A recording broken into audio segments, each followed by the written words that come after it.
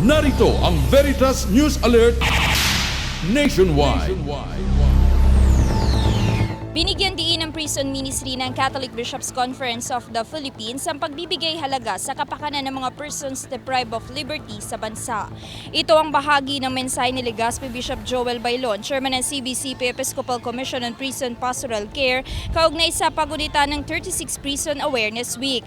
Isinagawa ang National Eucharistic Celebration para sa Linggo ng Kamulatan sa mga bilanggo sa International Shrine of Our Lady of Peace and Good Voyage o Antipolo Cathedral. Nakikita naming karanasan sa apostolate ng prison service ay yung katotohanan ng hindi masyadong nasa awareness ng tao itong nangyayari sa prison apostolate.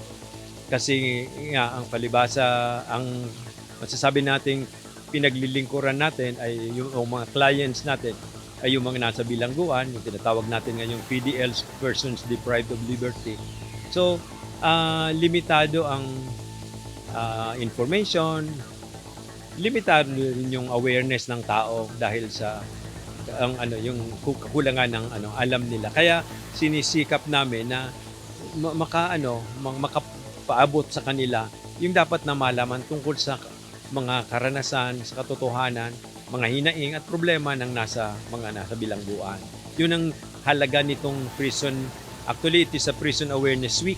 Nakatuwang ni Bishop Bailon sa pagdiriwang ng banal na misa si Antipolo Bishop Roberto Santos at iba pang lingkod ng simbahan na naglilingkod para sa kapakanan ng mga persons deprived of liberty na nakibahagi sa panawagan na pagbibigay kalinga sa mga PDLs. Kami po, Bishop Joel Bailon, ay malugod na nagpapasalamat, masaya sapagkat napili nyo ang diocese ng Antipolo na maging daan kasangkapan ng ating pagtataguyod, paglilingkod sa ating mga kapatid na kung saan ay nasa bilangguan. Sila ay ating kapatid nating minamahal. At masasabi natin na kung saan ang diocese ng Antipolo ay inyong kaisa. Tayo na sa Antipolo, tayo na at tayo po ngayon ay nagkakaisa upang sila ingatan, alagaan at paglingkuran. Sinundan ng banal na misa ng Gawad Paglilingkod Awards kung saan binigyang pagkilala ng Prison Ministry ng CBCP ang ilang mga grupo at volunteer in prison service para sa kanilang pagsisilbing katuwang ng Prison Ministry ng simbahan sa paglilingkod sa mga persons deprived of liberty sa nakalipas na mga taon. Tema ng Linggo ng Kamulitan sa mga bilanggo ngayong taon ang The Correctional Community, Journeying Together in Mutual Support on a Mission of Love na layuning paigtingin ang pagmimisyon para sa kapakanan ng mga persons deprived of liberty. Para sa Veritas PH, ako inyong kapanalig Ray na Linlatran Ibanez, sumainyo ang katotohanan. Veritas News Alert Nationwide.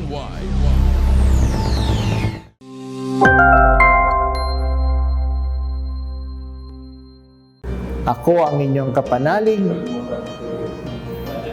Bishop Broderick S. Pabilio mula sa Apostoliko Vicariato ng Taytay, Palawan.